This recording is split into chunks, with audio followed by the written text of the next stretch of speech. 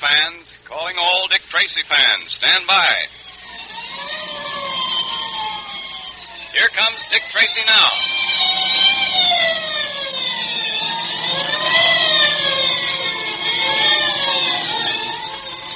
Quaker puffed wheat and Quaker puffed rice, those specially delicious, refreshing cereals that are shot from guns to give you lots of trigger-fast food energy, now bring you another electrically transcribed episode in this new series of thrilling Dick Tracy adventures.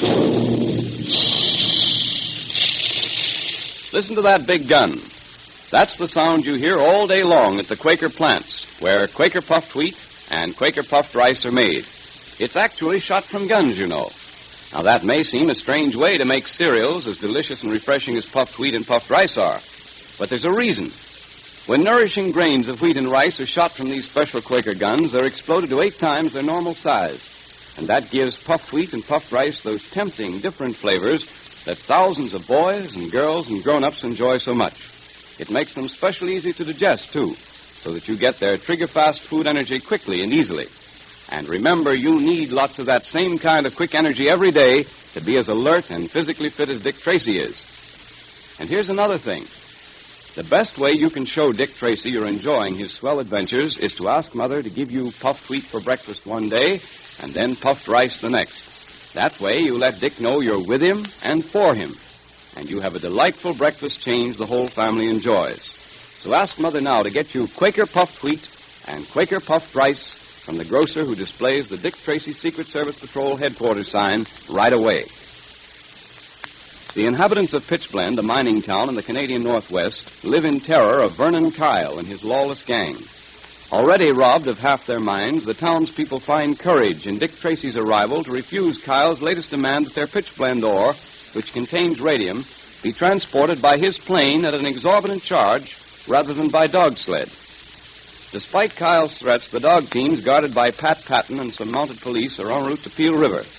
Meanwhile, at Mountie headquarters, Tracy, Captain McKean, and Junior hear a weird cry in the night as a mysterious horseman gallops on by the wind, leaving his note at their door. You cannot win alone against the snake that calls itself Vernon Kyle. I will help you. And it's signed the Purple Rider. Purple Rider? Gee, I wonder who he is. Yeah, I can still see him. The hooded rider galloping across the moon. There he's gone now over the brow of that hill. Well, Tracy, what does this mean? What do you make of it?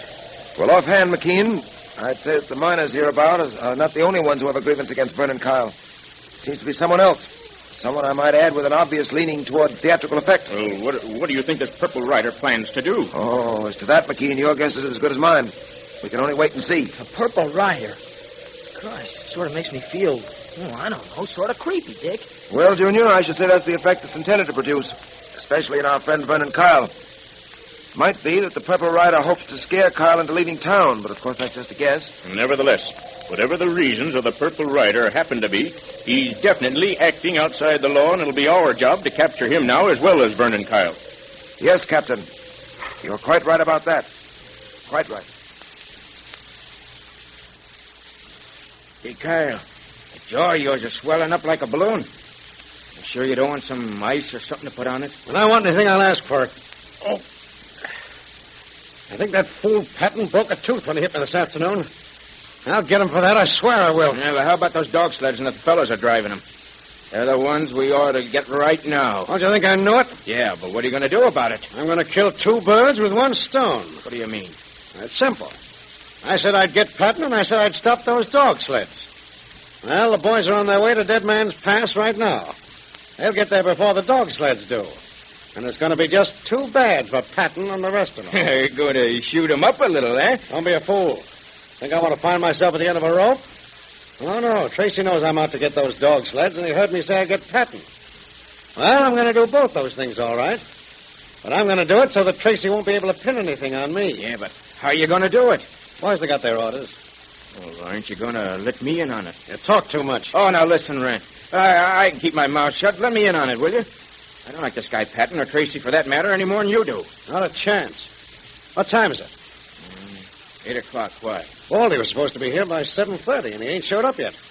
Have a look outside. Maybe he's at the bar. Okay. Jumping coyotes, look at this. What is it? Why, Well, I'll be hanged if it isn't a knife stuck in the door with a note attached to it. A knife with a note? Let me see it quick. Here you are. You will never see Baldy again. He is the first. Signed the Purple Rider. What the? Jumping Jenny Wren. Hey, what does it mean? You can see what's written here, can't you? It says we'll never see Baldy again. He's the first. What does that mean, the first? Well, it must mean that somebody else will be the second, Kyle. Hey, I don't like this. Say, who is this Purple Rider? You ever hear of him before? No, but I wouldn't be surprised to hear that Tracy's behind this. Yeah, the more I think of it, the more I'm sure. He's trying to frighten us out of town. Well, he won't get away with it, I tell you. He won't get away with it.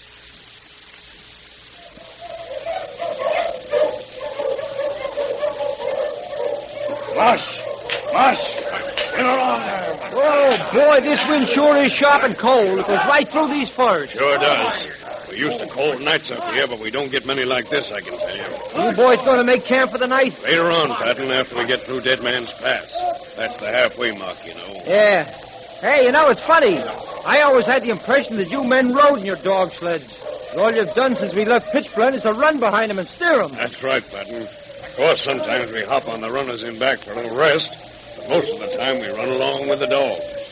Yeah, I noticed the dogs keep up a mighty steady pace. Yes, Patton, that's right. They last longer that way. Conserve their strength. I see. Say, what's that howling I hear? Them's wolves off in the hills, howling at that big white moon up there. Yeah, sort of weird sound, isn't it? Hey, get used to it. Ah, there's Dead Man's Pass up there. Yeah, I see. Just a narrow pass running between those cliffs, huh? Yep. Once through there, we can pitch camp for the night and sit down to a good mess of pork and beans. Hey, you men. Dead Man's Pass straight ahead. Get a move on. Right behind you.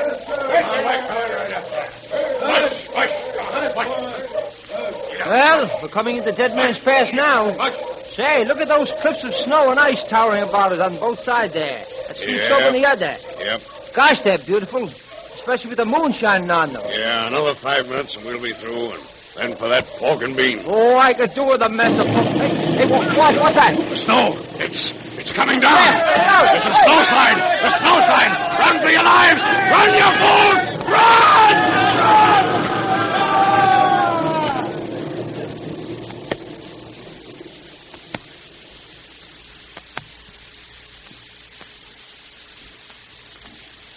Well, Tracy, I think it's about time for me to be hitting the hay. How about you? Well, not for a while yet, McKean. I want to finish this chapter on radium before I turn in. Well, if you're going to stay up, maybe I'll stay up a little while and finish another pipe. Well, now, please don't feel you have to play host.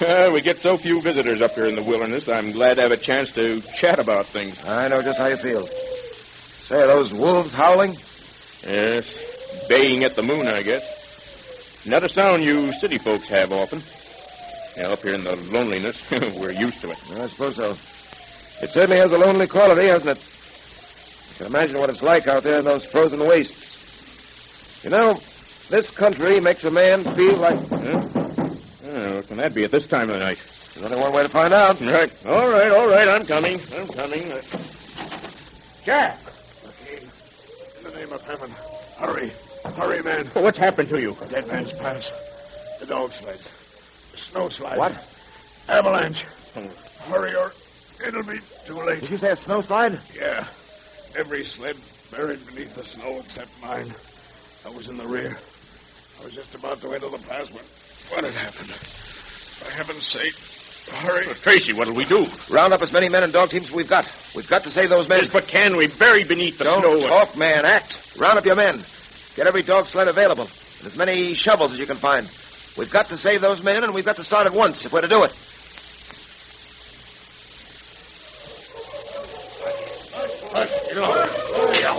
Hell, heaven help us to be in time. Mush, you dogs. Come along now. Push those dogs to their limit. Don't let up. The lives of the men may depend on those animals. It's strange, Tracy. Very strange. Oh, what is, McKean? There's never been a snowslide at Dead Man's Pass. They can't figure out what could have caused one at this time. And one just as those men were passing through, too. Well, the fact that there's never been one before, and this one happened just as the men were passing through, those aren't meaningless, unrelated facts. What do you mean? I mean, McKean, that pass was exploded. I know it sounds like a wild guess, but I have a strong hunch. Dynamite was used to move that snow, at precisely the right moment to trap those dog sleds. You think Vernon Kyle did it, eh? Yes, sir. I'm quite certain that Vernon Kyle is mixed up in this. But I'm not as certain that we'll be able to prove it. He didn't want that dog sled party to get through. He also wanted to get back at Patton. He's chosen the one method by which he could accomplish his plans and cover his tracks at the same time. Well, if he's responsible, we'll find some way of getting him. I hope so. Keep them moving, McKean. Get along there.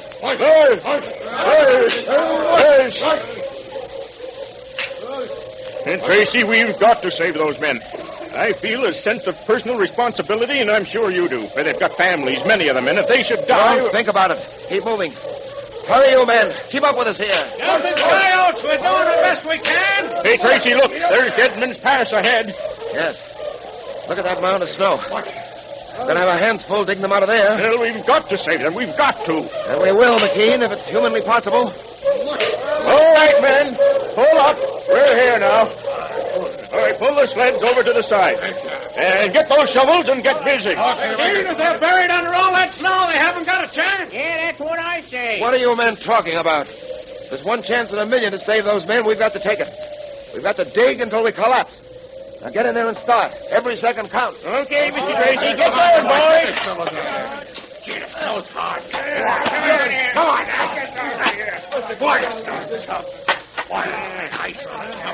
Hey, damn it, boys. Here's one of them.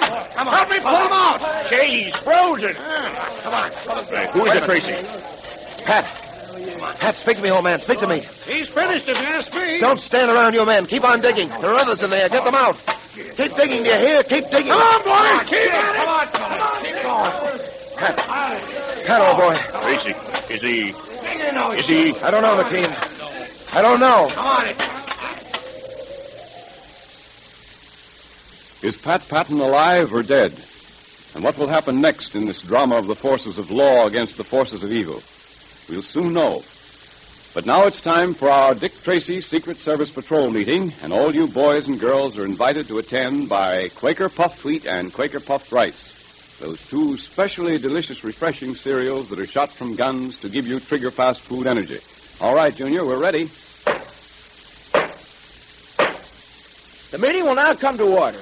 And today, Miss Tress Trueheart has a special message for you. Yes, Miss Trueheart wants to congratulate all the girls on the way they're getting their friends to join the National Girls Division of the Dick Tracy Secret Service Patrol. And Dick Tracy sends congratulations to the fellas, too. You're doing a swell job. Dick and Tess want me to remind you all to be sure to sign your patrol pledge in the presence of your mother when you get it. That's very important. You know, the patrol pledge really does mean a lot. That pledge has been a lasting bond between Dick Tracy, Pat, and me through all our adventures together. Just like the Three Musketeers, eh, Junior? Yes, sir. All for one and one for all. And Dick would like to know that every real red-blooded boy and girl in the country has signed that same pledge that means so much to us. Hear that, fellows and girls? If you've signed your pledge, you know how much that means. But if you haven't joined the patrol yet, send for your membership now. Get your secret code book, your patrol pledge, an official badge, free. Now, here's all you do. Just send 2 Quaker Puffed Wheat or Quaker Puffed Rice box tops with your name and address printed on a plain piece of paper to Dick Tracy, Box L, Chicago.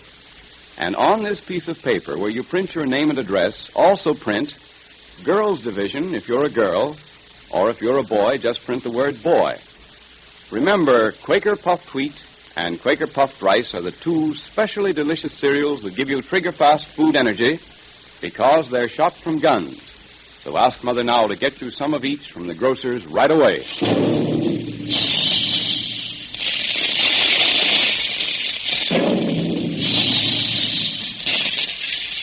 Calling all adventure fans, calling all Dick Tracy fans. Stand by for another exciting electrically transcribed Dick Tracy adventure tomorrow at this same time. There goes Dick Tracy now. That is all.